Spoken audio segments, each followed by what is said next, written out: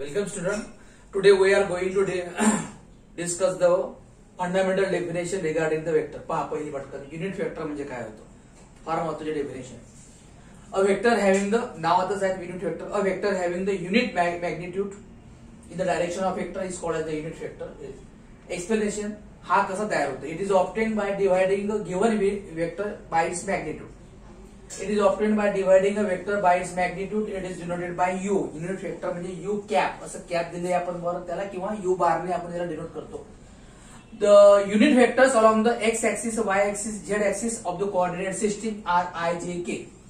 The unit vectors along the x, y, and z axes are I, J, K. याचा अर्थ असा होतो की I is the unit vector along x-axis, J is the unit vector along y-axis, and K is the unit vector along z-axis. These are known as rectangular unit vectors. Rectangular coordinate system असते अशी म्हणून त्याला rectangular unit vector म्हणतात. काय definition होती unit वेक्टरची? Given vector समजा आपला a बार आहे, त्याला त्याच्या मॅग्निट्यूडने डिवाइड केलं की असा वेक्टर तयार होतो आपला युनिट वेक्टर. हा u घ्यायचा, पायाशी a घ्यायचा म्हणजे unit vector along a axis. समजा आपण एक चुजर आहे कोऑर्डिनेट सिस्टीम घेतली आणि हा आपला वेक्टर आहे OA. तर याचा युनिट वेक्टर कळायचा आहे. या युनिट म्हणजे 1 सेंटीमीटर या डायरेक्शनने. तर याचा युनिट वेक्टर होईल गिवन वेक्टर आपला हा given vector upon its magnitude. म्हणजे गिवन वेक्टर नेहमी कशाच्या फॉर्म मध्ये असतो, हा given vector upon its magnitude म्हणजे हा a मॅग्निट्यूड. म्हणजे या दोघांचं multiplication unit vector into magnitude of the vector, हा magnitude of the vector is called as the given vector. आणि तुम्हाला म्हटलंय मी या ठिकाणी की X Y Z are the unit vector. आता या ठिकाणी बघा ही रेक्टेंग्युलर कोऑर्डिनेट सिस्टीम आहे. ही एक्स ऍक्सिस आहे, समजा ही झेड ऍक्सिस घेतली आणि ही वाय ऍक्सिस घेतली. तर याच्या भोवती युनिट वेक्टर असेल हे आहे, वाय भोवती असेल जे आणि झेड ऍक्सिस भोवती असेल के. तर हा युनिट वेक्टर काढायचा असेल unit vector I. Given vector कोणता, समजा याचा वेक्टर आहे X bar upon is magnitude म्हणजे X bar is equal to I into X. त्याचप्रमाणे होईल similarly Y unit vector, Y vector is equal to J into Y, हा magnitude आहे. आणि Z bar is equal to काय होईल के into Z. या प्रकारे ही येईल. म्हणजे कोणताही वेक्टर एक्सप्रेस करताना कोणताही वेक्टर घ्यायचा असेल, समजा एक्स घेतला X bar is equal to I into X चे magnitude. Y by vector along the Y axis express करताना जे इंटू वाय असं लक्षात ठेवायचं की जे युनिट वेक्टर असतो इंटू वाय हे मॅग्निट्यूड आहे. आणि Z bar is vector is equal to K into Z bar द्यायचा आणि हे मॅग्निट्यूडच्या फॉर्म मध्ये. This is about the unit vector. आता इकडे दुसरी डेफिनेशन पाहूया आपण पॅरलल वेक्टर. इथे बरोबर हे दोन पॅरलल वेक्टर आहेत. Two or more vectors having the same direction are known as the parallel vector. दोन पॅरलल वेक्टर, हा एक वेक्टर आहे आणि हा दुसरा वेक्टर आहे. यामधला अँगल असतो 0चा. आणि अँटी पॅरलल वेक्टर हा पहिला वेक्टर आहे आणि हा दुसरा वेक्टर आहे, हे अँटी पॅरलल आहे. यामध्ये अँगल असतो 180चा. म्हणजे लक्षात ठेवायचं पॅरलल वेक्टरला आपण कोलिनियर पण म्हटलंय, कोलिनियर वेक्टर. आणि अँटी पॅरलल अशी असतो 180 अँगल असतो, पॅरलल मध्ये अँगल 0चा असतो. हे एक महत्वाची पॉईंट आहे. हे बघतो डेफिनेशन पहा. दोन किंवा दोनपेक्षा जास्त vector having the same direction and same known as the parallel vector और कोलिनियर वेक्टर. एक्सप्रेशन पहा. Two parallel vectors A bar and B bar are represented below. हे खाली बिलो दाखवलेले ए बार आणि B bar. There magnitude may or may not be same. याची magnitude सारखी असते किंवा सारखी नसती. अँटी पॅरलल यामध्ये अँगल 180चा असतो. हे थोडीशी माहिती लक्षात ठेवा. Two vector having the opposite direction, हे opposite direction are known as the anti parallel vector. Expression पहा याचं कसं आहे. Two anti-parallel vectors A bar and B bar are represented as below. हे इकडे their magnitude may or may not be same. हे anti-parallel vector आहे. आता पहा इक्वल वेक्टर. इक्वल म्हणजे two vectors having the same magnitude and same direction are known as the equal vector. हे दोन equal vector आहे. 5 सेंटीमीटर आहे, 5 centimetre आहे. समजा हाय फोर्सचा वेक्टर आहे, याला F1 म्हटला, याला F2 म्हटला. दोघांचा न्यूटन मध्ये येईल. म्हणजे फोर्स इज वेक्टर क्वांटिटी. दोन vector having the same magnitude and same direction are known. Two vectors having the same magnitude and same direction are known as the equal vector. Expression पहा. If A bar and B bar are the equal vector then their magnitude and direction are same. त्याची magnitude आणि direction same राहील जर ते equal vector आहेत. Example हे पहा. Opposite vector. To vector having the equal magnitude. दोन वेक्टरला इक्वल मॅग्निट्यूड आहे पण अपोजिट डायरेक्शन आहे.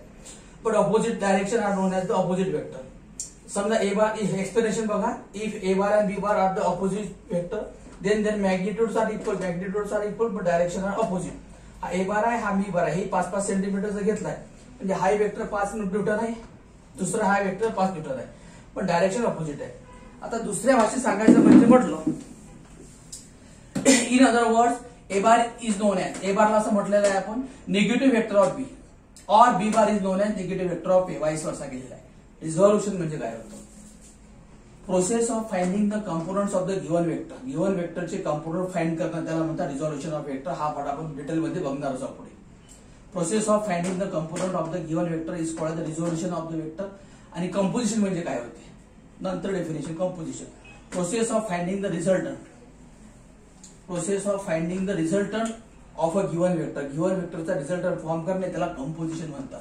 आणि एक डेफिनेशन या ठिकाणी सुटलेली आहे आपली position vector. Position vector, position वेक्टरला नेहमी आर ने दाखवतात.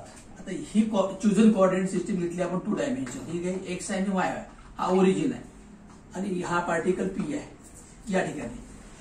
A vector any vector which gives the position of the particle with respect to origin. Any vector which gives the इथे पार्टिकल आहे, इथे असेल तर इथे घ्यायचं, इथे असेल तर इथे घ्यायचं. A vector which gives the complete idea about the position of the particle with respect to origin of a chosen coordinate system. हे 2 डायमेन्शन आहे, 3 डायमेन्शन घेऊ शकतो. is called as the position vector. आणि position vector are generally denoted by R bar. इतकं झालं आपलं. आता addition of vector, addition of vector कसं करायचं इकडे फोकस करा, हे महत्त्वाचा पॉईंट आहे. If the 2 vectors are parallel, 2 vectors जर parallel असेल, then the resultant vector has the magnitude equal to the algebraic sum of magnitude of the given vector. हे दिलं खाली example. And direction is same as that of the given vector. समजा example, if a bar and b bar are the 2 given vectors such that a bar is equal to 5 meter and b bar is equal to 3 meter, displacement आहे समजा. then r bar is equal to 5 plus 3 is equal to 8 bar.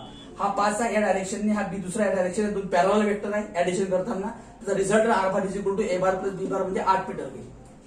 खाली case, if 2 vectors are in anti parallel, दोघांचा angle 180 आहे. If 2 vectors are anti parallel, then the resultant vector has the magnitude is equal to the difference between magnitude of the given vector and the direction is same. त्याची direction कशी राहते? Same as that of the given vector larger magnitude. ज्या वेक्टरची magnitude larger आहे त्याची रिझल्टंटची direction येईल. समजा या ठिकाणी A bar is equal to 5 meter घेतला, B bar is equal to 3 meter घेतला, हे अँटी पॅरलल आहे. मग याचा रिझल्ट काढताना काय होईल? ए बार मायनस बी बार. आणि दोघांचं हे ऍडिशन करायचं, सबट्रॅक्शन करायचं. हे दोघांची हे झाली ए बार मायनस बी बार, ते 2 मीटर. हा रिझल्ट वेक्टर येईल तुमचा. हा नंतर पाहिजे तिसरी case, if the 2 vectors are incline to each other. 2 vector जर इन्क्लाइन झाले एकमेकाला इच अदर, समजा हा पहिला वेक्टर आहे आणि हा दुसरा वेक्टर आहे, हे इन्क्लाइन झाले by making some angle. If 2 vectors are incline to each other taken in order. Taken in order म्हणजे हा हेड, याची टेल ऑर्डर मध्ये. ही टेल आहे ह्या वेक्टरची, ह्या वेक्टरची टेल आणि ह्या वेक्टरची हे टेकन इन ऑर्डर. हे 2 वेक्टर जर आपण असे टेकन इन ऑर्डर मध्ये घेतले, then their resultant is given by third side of the triangle in reverse order. पाहायचंच आहे आपल्याला ते triangle why. If the 2 vectors are incline to each other and taken in other order, then the resultant can be determined by the law of triangle. Law of triangle ने काढता येतो आपल्याला. पुढं, if the 2 vectors are inclined to each other and starting from this common point, 2 vector inclined झाले, हा एक vector आहे आणि दुसरा वेक्टर आहे, starting from the common point, then the resultant is given by, त्याचा रिझल्टंट जो असतो resultant vector, then resultant is given by using the law of parallelogram. ते आपल्याला बघायचंच आहे. आता ट्रायंगल लॉ म्हणजे काय होतं की if the 2 vectors of the same टाइपची triangle law, triangle law of vector addition.